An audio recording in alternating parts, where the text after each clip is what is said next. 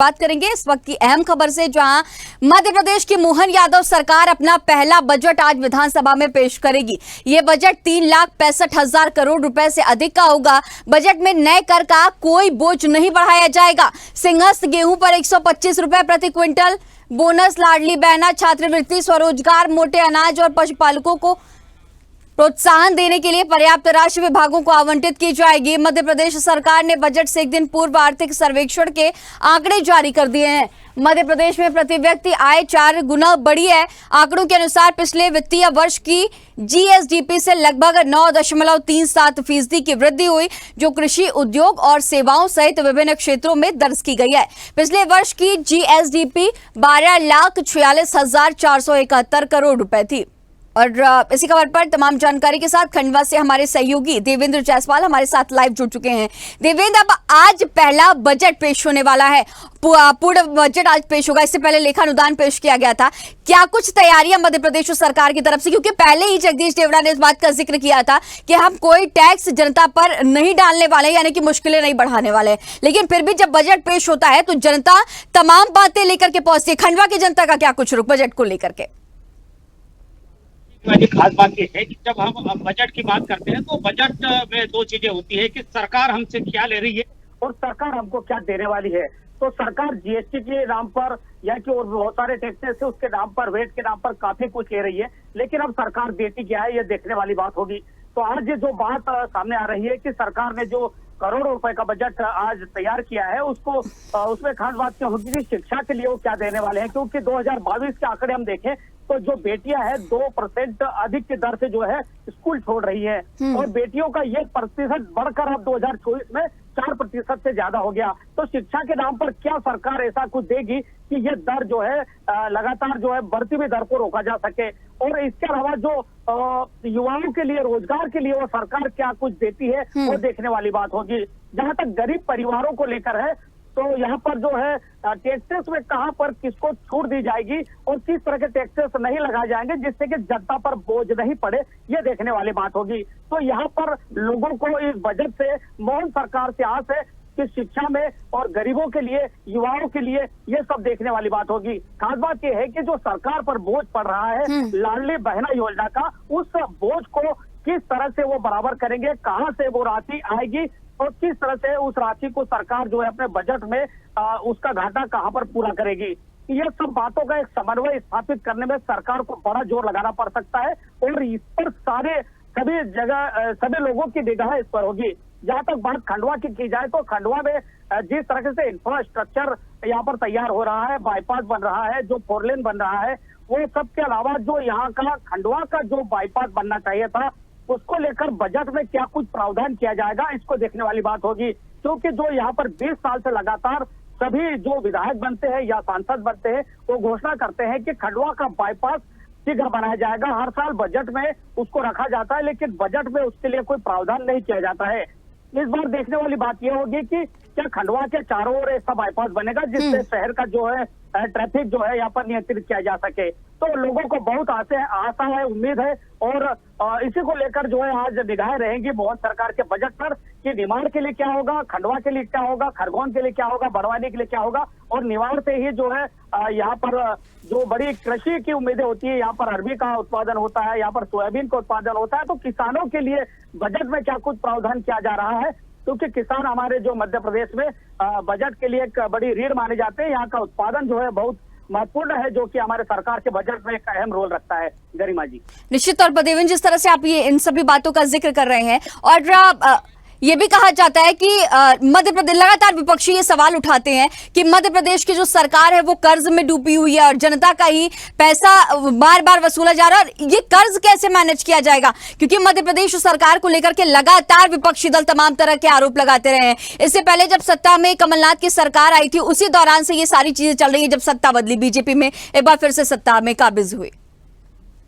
जी गरिमा जी, सबसे बड़ा सवाल है कि जब भी सरकार कर्ज में आई और सरकार पर जब अतिरिक्त तो बोझ पड़ा है तो उन्होंने कहीं न कहीं वेट बढ़ाया है, कहीं न कहीं जो जीएसटी है वो बढ़ाया है। और यहाँ पर जो पेट्रोल की जो दरें लगातार हम देख रहे हैं कि 1 साल से ऊपर हो गया कि लगभग उसी दरें वहीं पर स्थिर है। तो उस दरों को कहीं न कहीं बढ़ाकर मध्य प्रदेश सरकार वो घाटा जो है बराबर करने की कोशिश करेगी। तो बजट में इस तरह के कुछ प्रावधान नए आ सकते हैं कि या तो कहीं पर वेट लगाया जाएगा या कहीं पर जीएसटी जो है, जीएसटी तो 2.5% बढ़ता है, मिलता है जो केंद्र से हमको, उसके अलावा जो है कहीं ना कहीं जो पेट्रोल है, डीजल है और जो अन्य प्रकार की वस्तु है उन पर जो है ये टैक्स लगाकर जो है घाटा पाटने की कोशिश की जा सकती है। तो इसमें ध्यान रखने की जरूरत यह होगी कि आम जनता पर इसका बोझ ज्यादा नहीं पड़े, क्योंकि वैसे ही महंगाई बहुत बढ़ रही है। और अगर सरकार बजट के माध्यम से कुछ नए टैक्स लगाती है और अपनी जो कर्ज को कम करने के लिए कुछ जनता पर अतिरिक्त बोझ लगता है, तो यहाँ पर जो है जनता की जो है कमर टूट जाएगी, क्योंकि पहले से ही इतनी ज्यादा दाम बढ़े हुए हैं कि लोग परेशान हो रहे हैं, हताश हैं। तो सरकार इन सब चीजों पर जरूर ध्यान रखेगी, क्योंकि विपक्ष उनको लगातार इस मुद्दे पर घेर रहा है। ठीक है, आपके पास फिर से आऊंगे। हमारे साथ जबलपुर से भी हमारे सहयोगी सोमनाथ भी हमारे साथ जुड़े हुए हैं। सोमनाथ, अब देखिए आज पूर्ण बजट पेश हो रहा है और सभी को, पूरे प्रदेश की जनता को आज के इस बजट से बहुत उम्मीद है, क्योंकि इसके पहले लेखानुदान पेश किया गया था और आज पूर्ण बजट। जबलपुर की जनता का क्या कुछ रुख? आप लगातार ग्राउंड जीरो पर मौजूद रहते हैं, क्या उम्मीदें हैं जबलपुर की जनता को आज के इस पूर्ण बजट से?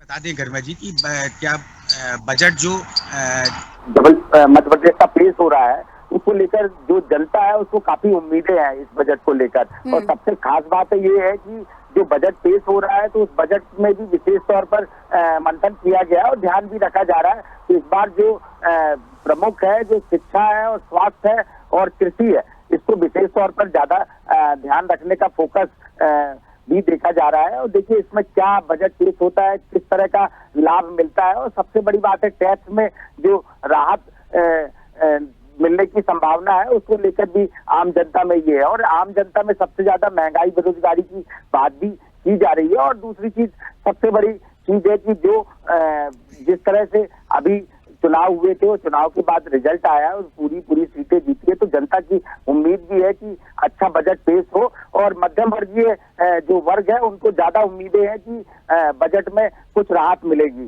तो इस तरह का जो बजट पेश होगा उसमें उम्मीदें ये है कि इस बार हद के बजट पेश होने की संभावना बनी हुई है। और सभी स्तर को ध्यान में रखते हुए जनता की जो मांग है उसकी इस तरह की है कि सभी स्तर को ध्यान में रखते हुए ये कार्य किए जाए ताकि दिक्कतें ना हो। जी ठीक है, आपके पास एक बार फिर से रुक करूंगी, हमारे साथ लगातार बने रहिएगा। विशाल दुबे भी हमारे साथ उज्जैन से हमारे सहयोगी बने हुए हैं। विशाल, आज पूरे बजट पेश हो रहा है और मालवा निमाड़ की जिस तरह से जनता है, किस तरह की उम्मीदें यहाँ पर देखी जा रही हैं, क्योंकि इसी क्षेत्र से सीएम भी आते हैं और पूरे बजट को लेकर के जनता में बहुत उम्मीद है, बहुत आस है। सीएम डॉक्टर मोहन यादव का यह पहला बजट आज पेश होने जा रहा है और कहीं न कहीं इसको लेकर निमाड़ या मालवा की बात की जाए तो यहाँ की जनता में बहुत सारी आस है, उम्मीद है इस बजट को लेकर। और इस बजट से यह आस है कि क्योंकि ये पूरा जो क्षेत्र है कृषि प्रधान है और यहाँ ज्यादातर किसान है। और इसके साथ ही अगर बात की जाए उज्जैन की, अगर मैं बात करूँ तो उज्जैन में वैसे जैसे गृह क्षेत्र है सीएम डॉक्टर मोहन यादव का, तो उनके द्वारा लगातार यहाँ पर कहीं न कहीं विकास के जो कार्य किए जा रहे हैं और कहीं न कहीं जनता जो चाहती है इस बजट में उसके लिए भी बहुत सारे प्रावधान यहाँ पर देखे जा सकते हैं। और कहीं न कहीं अगर बात की जाए अन्य क्षेत्र की, यहाँ पर बेरोजगारों के लिए भी यहाँ पर जैसे बीच में अभी इन्वेस्टर समिट हुआ था, उसके माध्यम से भी बड़ी बड़ी इंडस्ट्री यहाँ पर आई है, उनके द्वारा कार्य किया जा रहा है। तो कहीं न कहीं ये जो बजट है पूरा बैलेंसिंग बजट होगा और सरकार ये चाहेगी कि जनता जो है, जनता की जो उम्मीदें हैं उन पर वो पूरी तरीके से खरा उतर पाए। जी गरिमा। ठीक है, हमारे साथ भोपाल से भी हमारे सहयोगी अनिरुद्ध हमारे साथ जुड़े हुए हैं। अनिरुद्ध, अब आज बजट पेश हो रहा है और तमाम उम्मीदें भी हैं, क्योंकि जब से मोहन यादव ने सत्ता की कुर्सी संभाली है, जब से वो सत्ता पर काबिज हुए हैं, लगातार उनके एक्शंस भी हम हर सेक्टर्स में देख रहे हैं। तो अब ऐसे में पूर्ण बजट को लेकर के भी मध्य प्रदेश की जनता को पूरी तरह से बेहतर उम्मीद है और जिस तरह से पहले ही कहा गया था कि कोई एक्स्ट्रा बोझ जनता पर नहीं डाला जाएगा, साथ ही जनता का सुझाव भी इस बार के बजट के पेश होने के पहले मांगा गया था। देखिए, मध्य प्रदेश की डॉक्टर मोहन सरकार अपना पहला पूर्ण बजट आज पेश कर रही है। इसके पहले सरकार ने लोकसभा चुनाव के पहले अंतरिम बजट पेश किया था जो लगभग 1 लाख करोड़ से ज्यादा था। और आज की बात बताएं तो बजट सत्र के शुरू होने के पहले मुख्यमंत्री डॉक्टर मोहन यादव ने कैबिनेट की बैठक बुलाई है और ये बैठक सुबह ही कॉल की गई है और उसमें राज्य सरकार के सभी मंत्री और मौजूद रहेंगे और उसमें कई प्रस्ताव पास कर सकती है सरकार जो कि महत्वपूर्ण है, जिसमें से ज्यादातर प्रस्ताव जो पुराने रुके हुए प्रस्ताव हैं वो भी हो सकते हैं, और नए प्रस्ताव में आगे का रोड मैप जो अगले 6 महीने में पार्टी को और सत्ता को और संगठन को दोनों को तय करना है। क्योंकि मध्य प्रदेश में 29 लोकसभा जीतने के बाद भारतीय जनता पार्टी का दावा है कि डबल इंजन की सरकार ज्यादा विकास कार्य करेगी। तो आज अभी कुछ देर बाद कैबिनेट की बैठक है, और उस कैबिनेट की बैठक के बाद बजट सत्र शुरू होगा, जिसमें प्रदेश के वित्त मंत्री जगदीश देवड़ा अपना बजट रखेंगे। और ये बजट 3,65,000 करोड़ से ज्यादा का बताया जा रहा है। कल ही सरकार ने अपना आर्थिक सर्वेक्षण भी जारी किया है, जिसमें कई बड़ी बातें आई है। जीडीपी में वृद्धि होने की बात कही गई है। इसके अलावा प्रति व्यक्ति आय में भी सरकार का दावा है कि 3 से 4 गुना वृद्धि हुई है। तो जगदीश देवड़ा कुछ ही घंटों बाद मध्य प्रदेश का बजट रखेंगे, और इस बजट में जहां तक बात करें तो गेहूं का जो मूल्य है, गेहूं का जो बोनस है वो सरकार बढ़ा सकती है किसानों को राहत देने के लिए। लाडली बहना योजना में कुछ परिवर्तन कर सकती है। छात्रवृत्ति और जो स्वरोजगार की योजना है, मोटे अनाज की योजना है, पशुपालकों के लिए जो राशि है, इन सब के लिए सरकार विभागों को बजट का अलॉटमेंट कर सकती है। इसके अलावा महिलाओं, किसानों पे सरकार का ज्यादा फोकस रहेगा, और 3,65,000 करोड़ से ज्यादा का जो बजट है उसमें सरकार का दावा है, मोहन सरकार का, कि 80,000 करोड़ रुपए उन्होंने महिलाओं से जुड़ी योजनाओं के लिए और महिला हितैषी कार्य करने के लिए रखे हैं। तो आज का बजट, और सरकार ने स्पष्ट कर दिया है कि वित्त मंत्री ने भी अपने बयानों में स्पष्ट किया है कि सरकार मध्य प्रदेश की जनता पे कोई नया टैक्स लगाने के बिल्कुल इच्छुक नहीं है और टैक्स नहीं लगाएगी। ठीक है, हमारे साथ बने रहिएगा अनिरुद्ध। अब देवेंद्र, सीधा आपका रुख करना चाहूंगी कि देखिए, बजट को लेकर के जनता को चाहे तमाम उम्मीदें रहती हैं, और बजट में तमाम बातें भी कही जाती है, तमाम पॉइंटर्स लिखे जाते हैं कि जनता के हितों की बात इसमें रखी जाएगी, जनता के लिए ये पूरा बजट है। लेकिन मध्य प्रदेश में कई इलाके ऐसे हैं, आप बेहतर जानते होंगे, आप लगातार ग्राउंड जीरो पर मौजूद रहते हैं, जहां पर सरकार की जो योजनाएं हैं वहां तक नहीं पहुंच पाती हैं। जो बिचौलिए होते हैं, वो बेनिफिट जो होता है, जो जनता के लिए होता है, वो बेनिफिट वो उठाते हैं। और ऐसे में इन सभी चीजों के बीच ये जब बजट पेश हो रहा है तो जनता के बीच भी कहीं ना कहीं तमाम जो कंफ्यूजन है, क्योंकि गांव के ऐसे बहुत सारे लोग हैं, उन्हें ये बात तक नहीं पता है, बहुत सारे ऐसे अशिक्षित लोग हैं जिन्हें ये बात पता भी नहीं है कि बजट उनके लिए आता है, वो उन्हीं के लिए है ये बजट जो आज पेश हो रहा है करोड़ों का। जो बजट सरकार रखती है बच्चों के लिए रखती है, जो कि स्कूली बच्चे हैं उनके अगर ड्रेस के लिए बजट रखा है सरकार ने, और वहां पर जो है सरकार लाखों करोड़ रुपए का बजट भेजती है बच्चों को स्कूल ड्रेस मिले, लेकिन स्कूल ड्रेसेस उनके तक नहीं पहुंच पाती है। खंडवा जिले में हम बात करें तो अभी स्कूल शुरू होने को लगभग 15 से 20 दिन हो गए, लेकिन सिर्फ 50% से अधिक बच्चों के पास ही ड्रेस पहुंची है। यानी कि 45 से 50% बच्चों को अभी ड्रेस नहीं मिली है।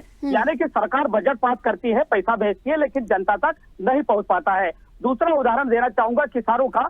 किसानों को जो यहाँ पर खाद बीज की व्यवस्था के लिए सरकार बजट का प्रावधान करती है, लाखों करोड़ रुपए की सब्सिडी देकर जो है खाद और बीज उपलब्ध कराया जाता है सोसाइटियों के माध्यम से, लेकिन किसान इसके बावजूद खाद के लिए, बीज के लिए भटकते हुए देखे जा सकते हैं।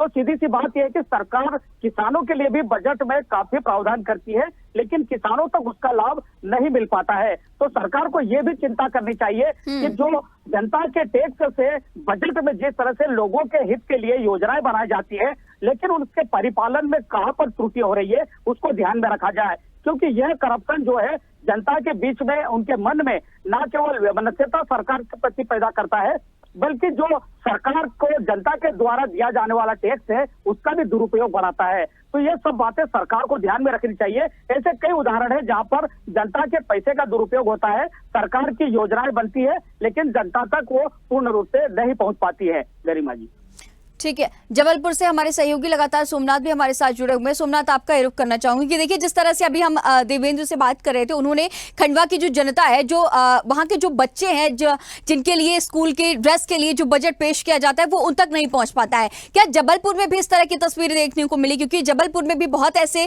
कई गाँव है जहां पर जो सरकार की योजनाएं कई सारी, जब चुनाव का दौर था सोमनाथ, तो आप लोग ही लगातार ग्राउंड जीरो से तमाम तस्वीरें भी दिखा रहे थे। तमाम महिलाएं हैं, उन्हें ये तक नहीं पता था कि लाडली बहना योजना उनके लिए चल रही है और उनके खाते में पैसे अंतरित होने हैं, और ये सारी चीजों को लेकर के आज बजट में बात की जाएगी और बजट पेश किया जाएगा।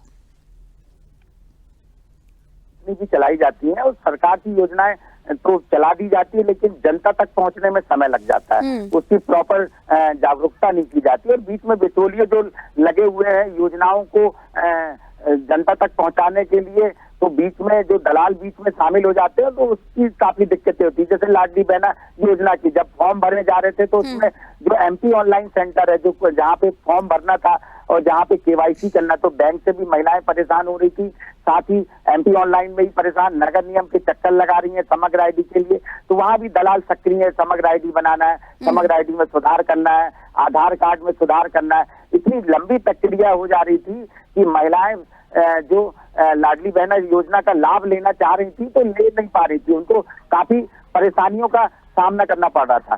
तो इस तरह की जो समस्याएं आ रही थी, ये प्रमुख तौर पर समस्याएं थी, जिसको लेकर काफी देखने में आया था। तो लगातार जो योजनाएं हैं वो जनता, अब राशन कार्ड की बात कर ले, तो राशन कार्ड बनवाने के लिए भी काफी दिक्कतों को सामना करना पड़ता है। और जिनके राशन कार्ड बन गए हैं उनको राशन दुकान बंद रहती है। बोर्ड लगाने के लिए कई बार निर्देश दिए हैं जिला कलेक्टर ने कि आप उसकी बोर्ड लगा के रखें, कि दुकानों का पता नहीं है कहाँ पे दुकान खुली हुई है। राशन जब लेने जाता है तो दुकान बंद मिलती है, कम राशन मिलता है, कोई देखने को तैयार नहीं है। CM हेल्पलाइन में लगातार शिकायतें पड़ी है, वो भी धीरे धीरे सुधार की जाती है। तो इस तरह की काफी दिक्कतों का सामना आम जनता को करना पड़ता है। जी ठीक है विशाल, आपका रुख करना चाहूंगी कि देखिए अब विपक्षी दल भी पूरी तरह से तैयार है और आज बजट का जो सेशन है वो काफी हंगामेदार होगा, क्योंकि विपक्ष लगातार ये मुद्दा उठाती रही कि जो बजट जनता के लिए पेश किया जाता है उसका लाभ उन तक नहीं पहुंचता है। जिस तरीके से सरकार जो काम कर रही है खैर ठीक है, लेकिन कहीं ना कहीं विपक्ष द्वारा भी जो जिस तरीके से सरकार के जो काम है उनके ऊपर आक्षेप लगातार किया जा रहा है। कुछ दिन पहले भी कांग्रेस पार्टी द्वारा कहीं ना कहीं इसके लिए बहुत सारे जो है धरने वगैरह और इस तरह के और भी बहुत सारे प्रयास किए गए। तो कहीं ना कहीं ये जो बजट है, अगर बजट की अगर बात करें तो यहाँ पर मेन ये है कि विपक्ष का काम है कि कहीं ना कहीं जो सरकार के जितने भी कार्य है उनको देखते हुए अगर उसमें कुछ गलत है तो उसको जनता के सामने लाना, उसका बहिष्कार करना। साथ में अगर बात की जाए तो जनता जो है उसके टैक्स के पैसों से बजट जो है बनता है और साथ में ही वो लोगों तक योजनाएं पहुंचती है। लेकिन इसमें ज्यादातर देखा जाता है कि जो बिचौलिए जो होते हैं या जो जिनकी जवाबदेही बनती, जिम्मेदार अधिकारी जो होते हैं उनके द्वारा लापरवाही की जाती है और वो जो टैक्स का पैसा है जो कहीं न कहीं हर एक नागरिक का है, जनता का है, उस पैसे का कहीं न कहीं दुरुपयोग किया जाता है। अभी स्वदेश न्यूज के माध्यम से हमने एक मुद्दा भी उठाया था जिसमें कहीं ऐसे स्कूल बने हुए, दूर दराज स्कूल बने हुए, वहाँ पर पहुंच मार्ग तक नहीं है और कीचड़ में होकर बच्चों को गुजरना पड़ रहा है। तो इस तरह की स्थितियां देश के भविष्य के लिए भी कहीं न कहीं घातक है। गरिमा जी। ठीक है विशाल, हमारे साथ लगातार बने रहिएगा। अनिरुद्ध, आपका रुख करना चाहूंगी कि मध्य प्रदेश सरकार ने बजट से एक दिन पहले आर्थिक सर्वेक्षण के आंकड़े भी जारी कर दिए। मध्य प्रदेश में प्रति व्यक्ति आय 4 गुना बढ़ी है, लेकिन ये आंकड़े किस आधार पर जारी किए जाते हैं इस बात का भी जिक्र कीजिएगा, क्योंकि बहुत सारे ऐसे लोग हैं जिन्हें ये बात बेहतर तरीके से नहीं पता है कि किस आधार पर इन आंकड़ों को रिलीज किया जाता है सरकार की तरफ से।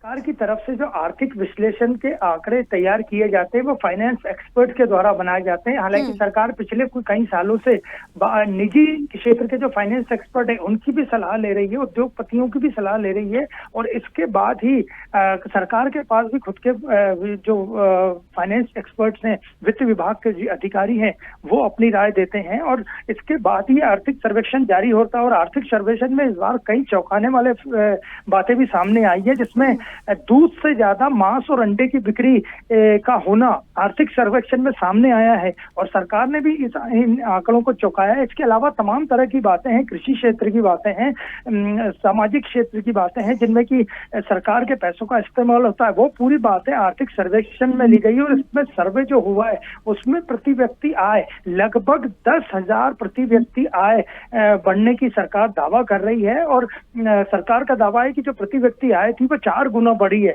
तो आर्थिक सर्वेक्षण में सरकार अपनी वाही लूट रही है। जीडीपी की बात करें तो जीडीपी में भी 9 से ज्यादा कुछ वृद्धि की बात सरकार कर रही है और जीएसडीपी में भी सरकार का दावा है कि 12 लाख करोड़ से ज्यादा का राशि जमा हुई है। तो आर्थिक सर्वेक्षण के हिसाब से मध्य प्रदेश की आर्थिक स्थिति काफी बेहतर है। और जहां तक बात करें विपक्षी दल का, तो विपक्षी दल का आरोप है कि सरकार योजनाओं का जो पैसा भेजती है उसमें भारी भ्रष्टाचार होता है। और जब हमने भी ग्राउंड रिलेटिव चेक की तो इसमें कुछ सच्चाई नजर आई, लेकिन जहां जहां सरकार, भले से वो राज्य सरकार हो या केंद्र सरकार हो, वो अपनी योजनाओं का पैसा या विकास कार्यों का पैसा ऑनलाइन ट्रांसफर करती है, वहां भ्रष्टाचार की संभावना काफी कम हो जाती है और 80% तक भ्रष्टाचार रुकता है। तो आज सरकार जो बजट पेश करने जा रही है, हालांकि सरकार का वित्त मंत्री का स्पष्ट कहना था कि कोई नया टैक्स नहीं लगा रहे हैं, फिर भी सभी को इंतजार है कि सरकार आज के अपने मध्य प्रदेश सरकार की, डॉक्टर मोहन की सरकार जो अपना पहला बजट पेश करेगी उसमें वो क्या लेके आती है। और लाडली बहना योजना पे सबकी नजर है। विपक्ष आरोप लगाता है कि इसकी राशि बढ़ाई जानी चाहिए।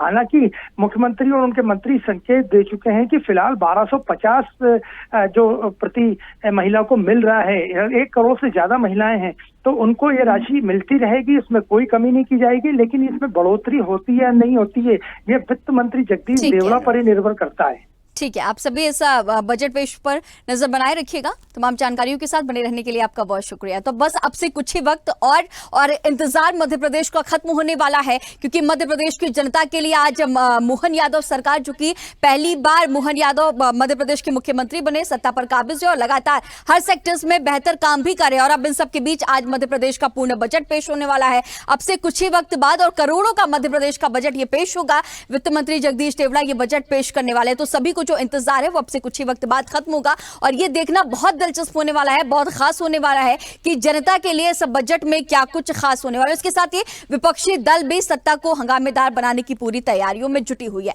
तो बस अब से कुछ ही वक्त का इंतजार और हम आप सभी तक लगातार बजट से जुड़ी हर अपडेट पेश करते रहेंगे। हमारे इस खास बुलेटिन में फिलहाल इतना ही। खबरों का सिलसिला लगातार जारी रहेगा। बने रहिए स्वदेश न्यूज के साथ, सबसे पहले देश।